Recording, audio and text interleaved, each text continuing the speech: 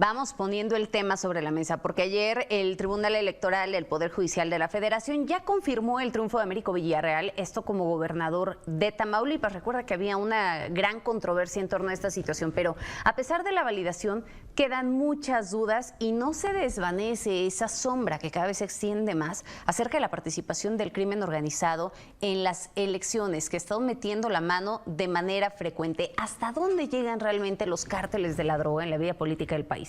Ese es el tema que hoy ponemos sobre la mesa y como siempre saludo con gusto, con gusto a nuestro director editorial Raúl Frías Lucio y a Víctor Hugo Hernández. Señores, ¿qué opinan? ¿Hasta dónde llega el crimen? Hola Magda, cuida tu garganta, hay que cuidarla. Víctor, ¿cómo estás? Te saludo, Raúl, buenas tardes. Te quedas muy pensativo con esto que nos pone sobre la mesa Magda. Sí. ¿Hasta dónde llega el crimen? ¿Hasta dónde está metido? Sí, bueno, si el presidente saluda a la mamá del Chapo, sí, entonces, bueno, a ver, esto no quiero ligarlo directamente con el tema, pero sí me parece que algo no está bien, sobre todo con estos recursos, Víctor, que llegan y que muchas veces no se sabe de dónde viene el dinero que se va metiendo a la política, no el que se registra ante el INE, sino ese dinero que por abajo todos sabemos que se mueve en las jornadas electorales de las diferentes entidades. Y me parece que Tamaulipas no está exento precisamente de esto, sobre todo Tamaulipas, un estado que estuvo bajo el flagelo de los Zetas y del cártel del Golfo y que ha padecido, bueno, hasta el asesinato de un candidato, en fin, una situación muy complicada en el estado de Tamaulipas y con acusaciones, tanto el que está como el que viene, sí, de que tienen relaciones con el crimen organizado, con los guachicoleros, desde luego, y en fin, me parece que es un tema que lamentablemente no nos podemos quitar de encima, y así ha sido en las últimas jornadas electorales, Víctor.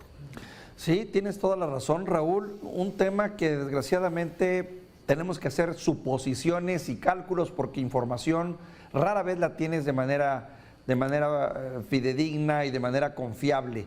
Es un mundo que sigue siendo un mundo aparte para la mayoría de los mexicanos informados o de bien, que no se entiende en qué ámbito se mueve, porque es muy oscuro el mundo del crimen organizado y del narcotráfico. Y si eso le agregas el factor política, pues la cosa se complica aún más. Aquí lo que sí veo es que, pues bueno, ambos grupos, tanto los que encabeza Américo Villarreal o Francisco Javier García Cabeza de Vaca, que es el gobernador saliente, pues han tenido una lucha permanente por conquistar también medios de comunicación y hacer valer su supuesta verdad, cada uno con los elementos que tiene.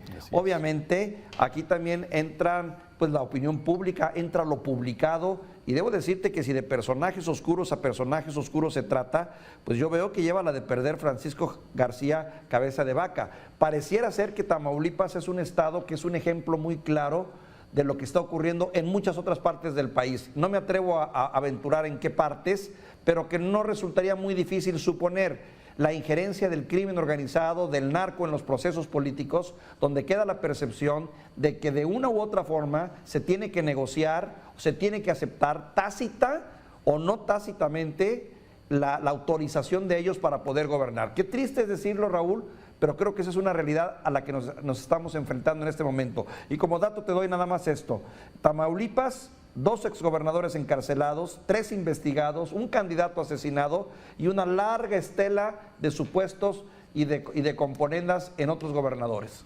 Totalmente de acuerdo con lo que dices y lo has documentado muy bien. Me parece que bien, no solamente, a ver, Tamaulipas es un estado muy emblemático por lo que acabas de mencionar nada más, por todo este tipo de denuncias, pero también ya se volvió común que en todas las campañas políticas, sí, los partidos de alguna forma se estén acusando mutuamente de, sobre todo, el origen de los recursos que están utilizando y siempre señalando que hay posibles nexos con el crimen organizado, con el huachicoleo o como tú quieras, como el caso de Américo Villarreal, pero no es el único, ¿eh? Hay que recordar el caso de San Luis Potosí, te recordarás de este candidato del Partido Verde, el PT, claro, que finalmente se convirtió en gobernador con una serie de también de señalamientos en torno a la relación que tenía con el crimen organizado. Y de ahí me paso al estado de Sinaloa con el señor Rubén Rocha, que es el actual gobernador, y que siempre quedó la duda de esta intervención del crimen organizado directamente de los cárteles en apoyo de este candidato de Morena, concretamente en el estado de Sinaloa. Y luego esos premios que se dan por parte del Ejecutivo para que los exgobernadores, como Quirino, el de Sinaloa, como Claudia Pavlovich de Sinaloa, como ahora el de Quintana Roo, pues se vayan de embajadores o de cónsules, ¿sí? Digamos, ese premio a cambio como de qué. Y eso exactamente, bueno, estamos llenos, como tú bien dices, de muchas suposiciones con muy poca información real de lo que sucede en este sentido. Y bueno, y finalmente acaban todas las elecciones con estos señores que estamos viendo, con los del Tribunal Electoral, porque finalmente ellos están ponderando si las denuncias que puso en este caso el PAN en contra de Américo Villarreal, que va a ser gobernador el próximo 1 de octubre, si realmente todas las acusaciones que tuvo tienen fundamento o no.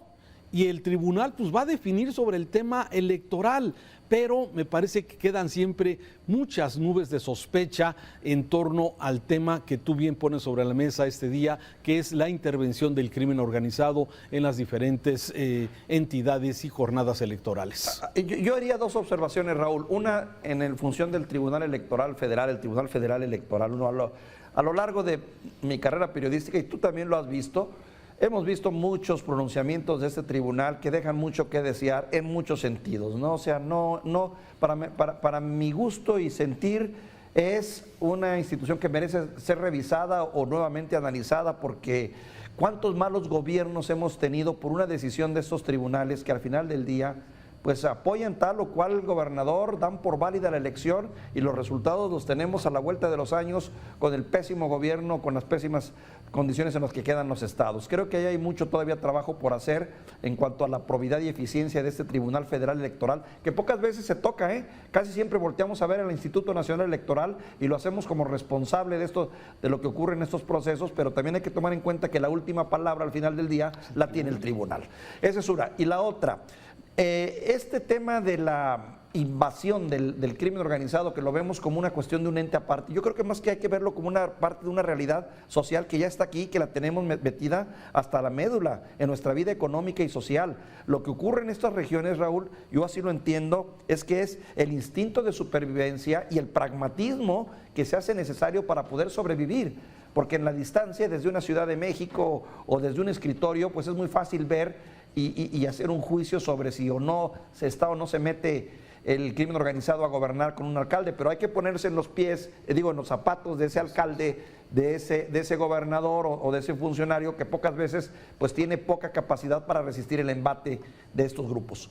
Sí, y lo vemos, y déjame mencionar solamente un par de ejemplos. Aquí en Jalisco, por ejemplo, Mazamitla, que es un municipio turístico, que es pueblo mágico. Lamentablemente en los últimos meses ha habido una serie de balaceras y de enfrentamientos entre grupos de personas, de civiles armados, como les llamamos, ¿sí? Pero que realmente son grupos criminales que se mueven entre Michoacán y el estado de Jalisco y que finalmente van dejando su ola de muerte precisamente en las carreteras y en las diferentes poblaciones. Y ante eso, como tú bien lo dices, los alcaldes están amarrados de mano. El alcalde, ¿qué es lo que hace? Suspende las fiestas de septiembre, las fiestas mexicanas, suspenden muchas de las actividades que tiene el mismo ayuntamiento, porque no hay forma de que ellos localmente puedan hacer frente al crimen organizado. Y esto es precisamente lo que tú bien hablas de facto. Sí, los criminales están incidiendo directa o indirectamente en muchas de las elecciones o de los funcionarios que hoy están gobernando o pretenden gobernar nuestro país, y eso lamentablemente es la realidad. Y Raúl, y desafortunadamente son luego hechos y realidades que en este momento tú y yo los tenemos en el nivel de la suposición y del análisis en base a la información que se tiene, pero que a la vuelta del tiempo pues son los meses y los años los que te dicen si teníamos o no la razón cuando ves las consecuencias y las condiciones en las que quedan los estados. ¿Cuántos cuántos gobernadores han terminado su gestión y han tenido que salir, huir, porque simplemente dejaron hecho un desastre en su estado, no solo en lo económico, sino también en el aspecto de la seguridad pública, ¿no? Y ahí tienes a los nuevos gobernadores tratando de enfrentar y de paliar estos problemas, cuando están ya los grupos enquistados, las policías contaminadas, los fiscales también metidos hasta la médula. Pues ahí están todos los ejemplos: Veracruz, Zacatecas, Guanajuato. Hombre, para darnos cuenta de qué manera o cómo operan luego estos nexos entre política y crimen organizado. Lamentablemente, y pareciera que eso es exactamente lo que a veces hay que estar discutiendo exactamente, y que lo vemos día con día cuando se hacen estas propuestas de prolongar, por ejemplo, la estancia del Ejército o de la Guardia Nacional dentro de las instituciones de seguridad, o el Ejército a cargo de la seguridad en las diferentes ciudades del país, cuando muchas veces, si nos vamos a los resultados prácticos, pues la verdad es que en los últimos años, donde ha estado el Ejército al frente de las acciones de seguridad de la población civil, pues no tenemos unos resultados palpables. Pero bueno, esta es una combinación entre política, entre seguridad, entre policías, entre políticos, y lamentablemente sí, es asunto que enturbia y que genera problemas a nuestro país, Víctor. Raúl, de entrada entra el sospechosismo, ¿no? Yo lamento mucho que estas sean las condiciones en que comienza a operar Américo Villarreal. Tiene todo el apoyo del presidente, pero siempre te queda esa maldita duda de y si fue así, desgraciadamente. Sí, y ejemplos, ahí está Morelos, ahí está San Luis Potosí, y bueno, solamente mencionando algunos. Víctor, muchas gracias. Vamos a tener más información y estamos actualizando. Tenemos un accidente de una mina allá en el estado de Durango. También tenemos información de lo que se está preparando para el próximo lunes, el nuevo paquete económico que anunciará el presidente. En fin, hay noticias y Alejandra López Madrid nos va a seguir actualizando. Víctor, muchas gracias. Hasta luego, Raúl. Un saludo.